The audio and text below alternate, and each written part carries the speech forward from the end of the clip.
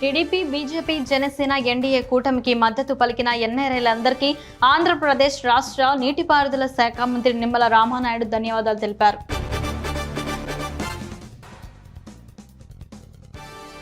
AP హోంమంత్రి అనితా కాన్వాయ్లో అపశృతి జరిగింది. తిరుమల దర్శనార్థం హోం మినిస్టర్ తిరుమల వెళ్తుండగా అలిపిరి గరుడ సర్కిల్ వద్ద ప్రమాదం చోటు చేసుకుంది.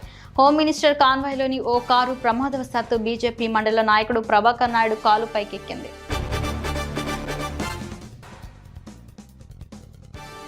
జనసంఘ్ వ్యవస్థాపకుడు డాక్టర్ శ్యామ్ ప్రసాద్ ముఖర్జీ వర్ధంతి సందర్భంగా బలిదాన దివాస్ కార్యక్రమాన్ని ఆదిలాబాద్లోని ఎమ్మెల్యే క్యాంప్ కార్యాలయంలో నిర్వహించారు.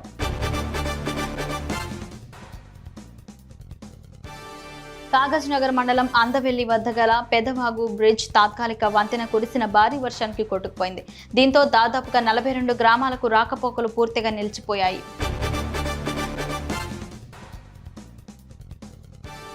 సీజనల్ వ్యాధులపై అవగాహన కార్యక్రమాన్ని జూలై 1వ తేదీ నుంచి నిర్వహిస్తున్నట్లు నాతవరం ఎంపీడీఓ రాంబాబు అన్నారు.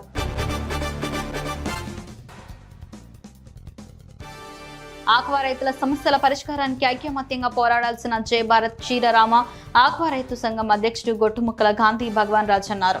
ఈ మేరకు పాలకొల్లు మండలం చంద్రపరలో రాష్ట్ర కార్యవర్గ సమావేశం ఏర్పాటు చేశారు.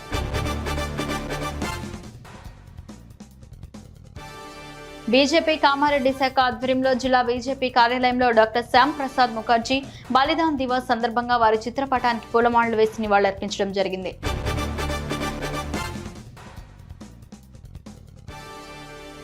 సంగారెడ్డి జిల్లా జిన్నారం మండల కేంద్రంలోని అంబేద్కర్ చౌరస్తాలోని మండల కాంగ్రెస్ పార్టీ ఆధ్వర్యంలో సీఎం రేవంత్ రెడ్డి, వ్యవసాయ శాఖ మంత్రి దామోదర్ రాజనరసింహ చిత్రపటాలకు పాలాభిషేకం చేశారు.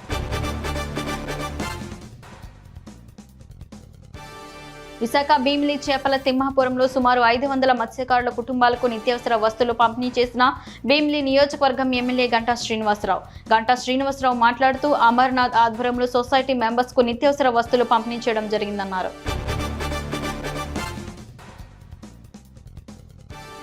కుమరంభీం ఆసిఫాబాద్ జిల్లా కేంద్రంలోని కస్తూర్బా గాంధీ బాలికల పాఠశాలలో షీ టీం అవగాహన కార్యక్రమాన్ని నిర్వహించారు. ASI Pasiuddin, she team incharge Sunitha she team గురించి వివరిస్తూ విద్యార్థులు సైబర్ నేరాల పట్ల అవగాహన కలిగి ఉండాలని తెలిపారు.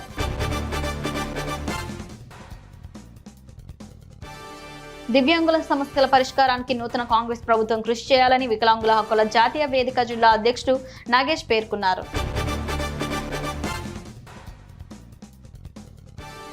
వైఎస్ఆర్ జిల్లా పులివెందులలో మాజీ సీఎం జగన్ 2వ రోజు పర్యటన కొనసాగుతుంది. నిన్న జగన్ ను కలిసేందుకు భారీ సంఖ్యలో ప్రజలు తరలి రావడంతో పోలీసులు కట్టడి చేయడంలో విఫలమయ్యారు. దాంతో ఇవాళ భద్రతను కట్టుదిట్టం చేశారు.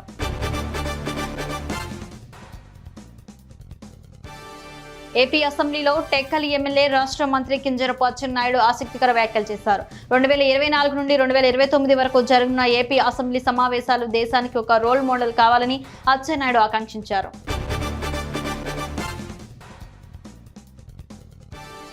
చెస్ క్రీడలో రాణించి మేకల అభినవ్ ఆశయాలు సాధించాలని TPCC delegate CH Lakshminarayana Reddy అన్నారు. కోదాడ పట్టణంలోని బాలుర ఉన్నత పాఠశాల ముందు అభినవ్ జయంతి సందర్భంగా అభినవ్ విగ్రహానికి పూలమాలలు వేసి నివాళులర్పించారు.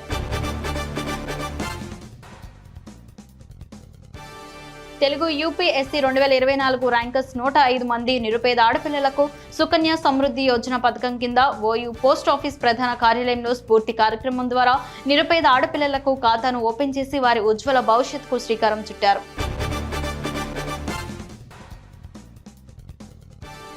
సూర్యాపేట జిల్లా కాంగ్రెస్ పార్టీ కార్యాలయంలో నల్గొండ, ఖమ్మం, వరంగల్ పట్టభద్రుల ఎమ్మెల్సీ తిన్మార్ మల్లన్న మీడియా సమావేశంలో మాట్లాడారు.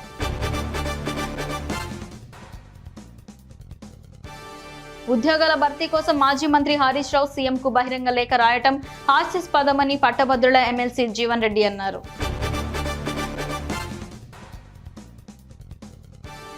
టీడీపీ, బీజేపీ, జనసేన ఎన్డీఏ కూటమికి మద్దతు పలికిన ఎన్ఆర్ఐలందరికీ ఆంధ్రప్రదేశ్ రాష్ట్ర నీటిపారుదల శాఖ మంత్రి నిమ్మల రామానాయుడు ధన్యవాదాలు తెలిపారు.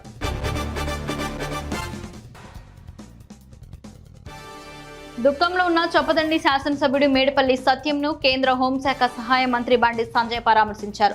ఎమ్మెల్యే సతీమణి రూపాదేవి చిత్రపటానికి పూలమాల వేసి నివాళులర్పించారు.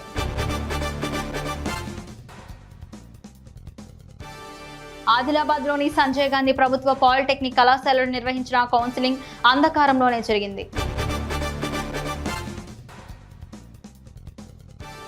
కడప జిల్లా మైదుకూరు నియోజకవర్గం బ్రహ్మంగారిమఠం మండల కేంద్రం పరిధిలోని పోలేరమ్మ నగర్కు చెందిన చెక్క భజన గురువు చిత్తారి మల్లయ్య సాంప్రదాయ కళ చెక్క భజనను ప్రదర్శిస్తూ పలువురు ప్రశంసలు పొందుతున్నారు.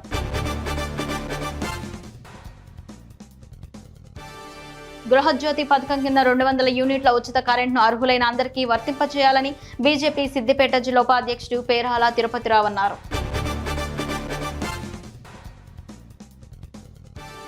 కొరసపాడు మండలంలోని రైతులందరూ తమ పంట పొలాలలో భూసార పరీక్షలు తప్పనిసరిగా చేయించుకోవాలని మండల వ్యవసాయ శాఖ అధికారి శ్రీనివాసరావు మీడియా ప్రకటన ద్వారా తెలియజేశారు.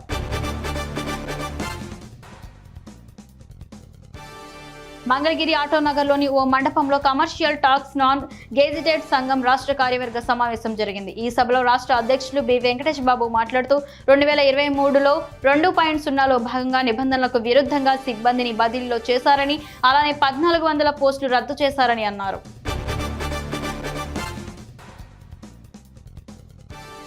కేంద్ర బొగ్గు గనుల శాఖ మంత్రిగా కిషన్ రెడ్డి బాధ్యతలు చేపట్టిన అనంతరం తొలిసారి సికింద్రాబాద్ అసెంబ్లీ నియోజకవర్గంలో అసెంబ్లీ పోలింగ్ బూత్ కోఆర్డినేటర్లు, పోలింగ్ బూత్ అధ్యక్షులు సమావేశంను తార్నాకలో విజయపూరి కాలనీ మరి కృష్ణారెడ్డి హాల్లో నిర్వహించారు. ఈ సమావేశానికి కేంద్ర మంత్రి కిషన్ రెడ్డి ముఖ్య అతిథిగా పాల్గొన్నారు. బీజేపీ శ్రేణులు, కార్యకర్తలు, అభిమానులు ఘనంగా సత్కరించారు.